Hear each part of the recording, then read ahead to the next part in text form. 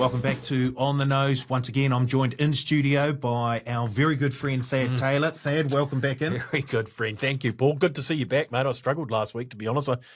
The numbers don't reflect that in terms of viewership. That went through the roof I heard, when you weren't here. Record-breaking stats. You make my life a touch easier when it comes to On the Nose, so pleased to see you up and about, mate. Right, let's get stuck right into it, and we'll look at the two domestic thoroughbred meetings from Saturday, the 3rd of May, 2025, and we'll head down south first to Riccarton, of course, with all the weather that was about in New Zealand last weekend. The decision was made to transfer the meeting to the synthetic track down at Riccarton. So thankfully, we got a full day's racing in. Yep. But boy, oh boy, the market and indeed the punters seem to be one step ahead of the bookies when it comes to that synthetic track down at Riccarton. Yeah, I think you're right. It's an unusual set of circumstances, obviously, with the Saturday meeting being transferred to the synthetic. So a lack of data for odds setters, a lack of data for everyone to a large degree, Paulie. And, that was reflected in some decent market moves. The all-powerful market right towards the end there was the most accurate, and they were knocking them around. And how much this form's going to be useful to us going forward, or remains to be seen. But we can run through the movers, we can run through the results, and we'll make of them what you will. But it was a losing day at Riccarton, and I'll get to the figure a little bit later on. Or a winning day if you're a punter. Exactly. I can't quite make that leap, Paulie. I can't make that leap. But it was a losing day for the TAB at Riccarton. Let's go to race 1. It was a rating 75 benchmark over the 2,100 metres, and Kylie Williams on a Pitman runner. Ocean Light gets home at around $4.60. Yeah, exactly. $4.60 the total. It was a $5.50 out to 6 with us. The money was coming down the bottom for Funfetti. That was the market mover. First time over the 2,100, or certainly this preparation was 10 into 6. Mr. Bully T took some money. That ran in the money. Chapintail was the favourite. That took some money. So the money was quite well spread in the old 65, 2,100 because no one had too much of a clue, which meant Ocean Light, even though it was a slight drifter, was only a small win of around 10,000. Right, our race 2, it's a rating 65 over the 1,200 metres. And number 10, Moon Money. And we should mention Moon Money because this was one that you identified, a couple of episodes ago, and got home at around the $4 mark. Yeah, got home easy too, Moon Money. It was one that we identified in the on Follow the Money edition, the little snippet we put out after the show of a couple of horses to follow that the marketplace have identified, and this was Moon Money's second run. After that run, we identified it at Riccarton and got home, but it was plus 20,000 because there were two. No one was listening, Paul. Plus 20,000. Well, hopefully there's a few listening out there. Because of Vari and Moon Rocket, the other Moon runner, were both extremely well back. They both shortened up. Moon Rocket was the worst result in the race by quite some margin. And so even though Moon Money was around 5 into 460, it was plus 20,000 race number 2. Now, I've tried my best to make these moves the correct moves on the back of the deductions that all these races did face. So Moon Money, only a small move in 5 into 460. The worst result by a mile was Moon Rocket. But race 3, it was a maiden over the 1,200 metres, and I know the winner is named after a famous cyclist. Correct. And every time I look at that name, I'm going to mispronounce it. So I'll leave it up to you. Pagota. Pagota. Not Pogacar. No, I wanted to say car as well, but no, Pagota. Pagota. I was Googling it on my computer for the pronunciation on YouTube, and it had it there, Pagota. Anyway, 4 into 340 was well back, well found, minus 15,000, and Celtic Bling was 4 into $3. That was also minus 15,000. It was a late move on Celtic Bling.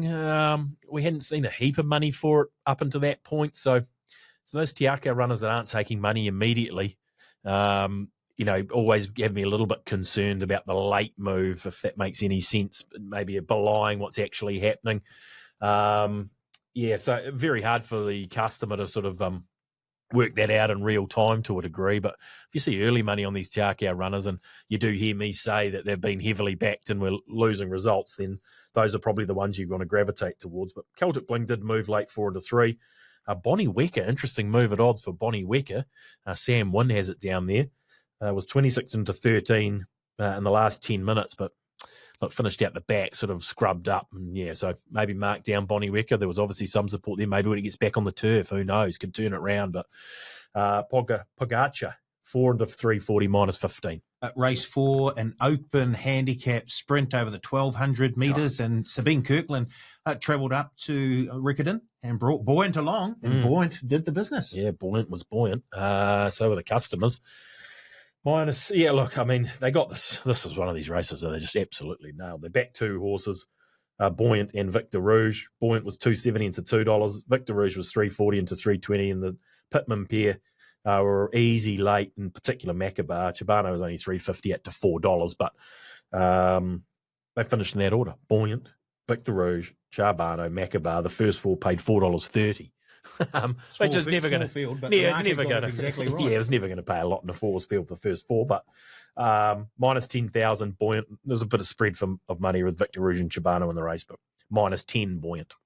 Race 5 was for the juveniles over the 1,200 metres, and Lucy in the Sky, the shorty, got home. Yeah, look, and people that took the 250 earlier were very pleased. $1.70 on the close with us. What did it close on the tote, Paul? $1.30. Oh, crikey. Okay. Yeah, and I'm surprised the move didn't come a little bit earlier on Lucy in the Sky. I was sort of hovering around 210 all day. And I say that because 2 Tiakau runners weren't taking a lot of action. Again, Queen's Evidence was one of them. It was steady, ran a good race for second, Queen's Evidence, so that's no knock at all. But again, it wasn't heavily supported by any stretch. And Dujardin was $6.50 out to 12, no money whatsoever. You'd be wanting to see Dujardin again before you got on, I would suggest. And a lot of go was steady as she goes, but no shock for me to go odds on, but it only went odds on late. So if you got north of $2, which you had the chance to do so, you'd be very pleased. Didn't give much else a chance. Minus 60,000. They're getting stuck into us now, Paul. They're getting stuck into us now. At race 6, a rating 75 over the 1,200 metres, and Spartan gets home at around the $4 mark with Tony Davies aboard. Well, we talk about the power of the marketplace, and when we are vulnerable, and I say we in terms of the odds setters, I'm not part of that team now, but when they can't be as confident as they normally would be on Saturday racing, the marketplace can certainly correct them, and the power of the market becomes even more important, and it did on Saturday, as we sort of mentioned around this synthetic meeting. As Spartan was one, the marketplace identified that was wrong. We put up 750 after scratchings around Spartan, and he had all the synthetic form. He was going to race up on the speed. And he did exactly that. But again, the marketplace was spot on here. I mean, they had Victorian Charm $4.50 into $3.10. That ran second. So they're back in the horses that were going to run well and getting it right. Spartan again was minus 60,000, and look and show that East and West was 390 out to 550, and it didn't feature for the Pitman team. So yeah, it was one of those races, one of those meetings. I say if we do see a situation like this again in the near future, we may well do in the next 3 or 4 months. Follow the money, because if it hits the synthetic, the marketplace knows as much as the guys there setting the markets, I would suggest. So not to go on about it, minus 60, Spartan, minus 60. Onwards and upwards. Race 7, it was an open handicap over 2,200 metres. Oh, boy. Yeah, the Pitmans get one here, Star Ballot. Yeah. So here's one that they did like. Exactly. Here's a Pitman runner they did back. Minus 30,000, 380 into 320. And again, coming from a heavy 10 onto the synthetic suited this horse a lot more than the others in the race. And the marketplace identified that. Malfi Rosa was a mover, 320 into 250 late, but, just didn't yelp on the synthetic. Would have preferred the heavy 10, one would say. Lara Vita's an interesting runner. We've mentioned it a couple of times because it's been racing out of its grade and been shortening up and running reasonable races. Still hasn't broken maidens. It was 14 into 11, ran third, Lara Vita, so hasn't got the most, promising of form lines. But, if it gets back to a maiden, you'd think it would be competitive. Lara Vita, minus 30, Star Ballot. Race 8, open handicap over the 1,600 metres, and too much for the bookies. Too much was too much, and I don't have to spend too much time. This was a 4-horse field, Paulie. Master Marco, I think, finished second, but too much was the market move. It was the hot horse. It was 320 into 260, and I don't think 260 was a bad price. It won very well. Minus 30,000. That's how many in a row now? 1, 2, 3, 4 significant losing results in a row there at Riccarton. Race 9, a rating 65 over the mile, and Roiden. And look, it was a bigger field than some of the other fields we've seen, but I'm guessing not the best result. Going to sound like a broken record here, Paul, but that's 5 in a row. This will be 5 in a row. Roiden was the 5th losing result in a row, a 6th losing result in a row, 7th losing result in a row, because I didn't include Pagota and Buoyant in that.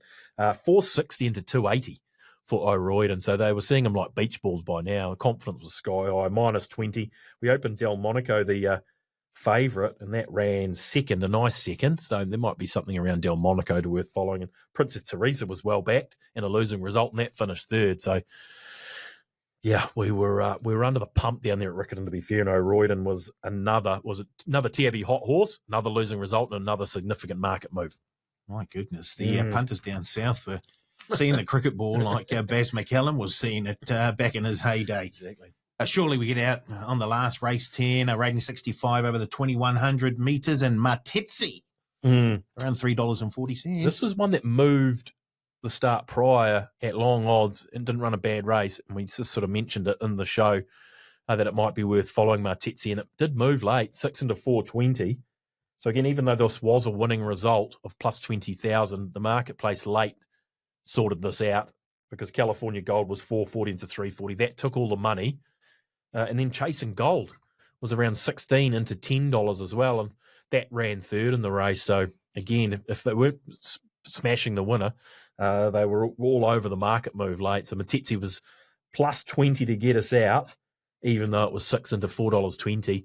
The overall result at Riccarton, minus 145 to 150,000. So a winning day for customers, and some lessons around the turf to the synthetic, I think, and synthetics on a Saturday and the like. The market at this stage is king. So a bit of homework for the bookies to do when it comes to synthetic. Very much so. I would say back to the drawing board for them. Right, let's move on up north to Terappa, race 1. We're rating 65 over 2,100 metres, and Quick Fire at around $10 gets home. So surely a nice start to the day up north for the bookies. It was plus 20,000. It was 21 into 12 late, or when I say late, probably in the last 5 minutes.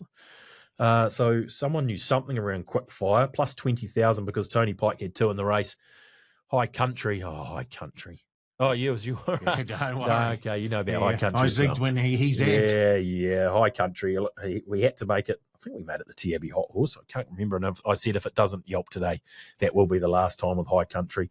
But both the Pike runners did take money, Poetic Justice, High Country.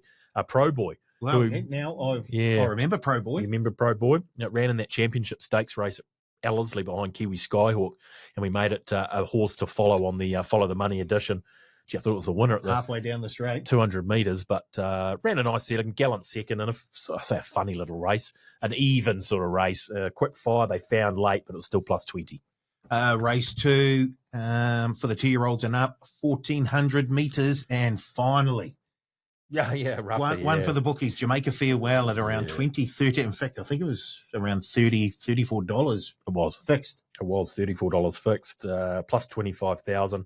Love Symbol was well back, but soft late, got out to $4. So don't know what to make of that around Love Symbol, but it was the worst result. Clue Bay sort of sat at its price all day and had relatively good support. It was in the market. The big mover was Chamel Express.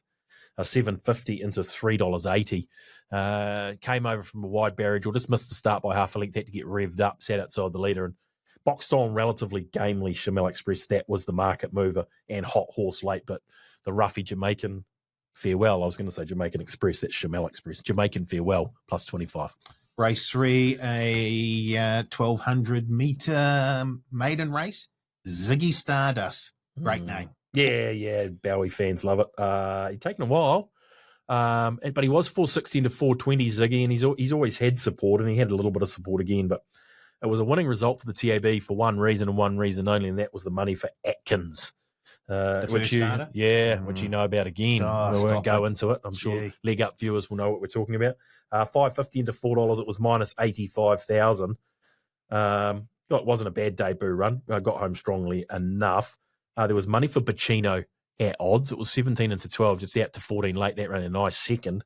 And Miss Fladgate for Stephen Marsh led them up, or sat outside leader, one or the other, and was 9 into 7. And those three, Ziggy, Pacino, and Miss Fladgate, ran the trifecta. But it was a winning result, Ziggy, only for the debut money around Atkins.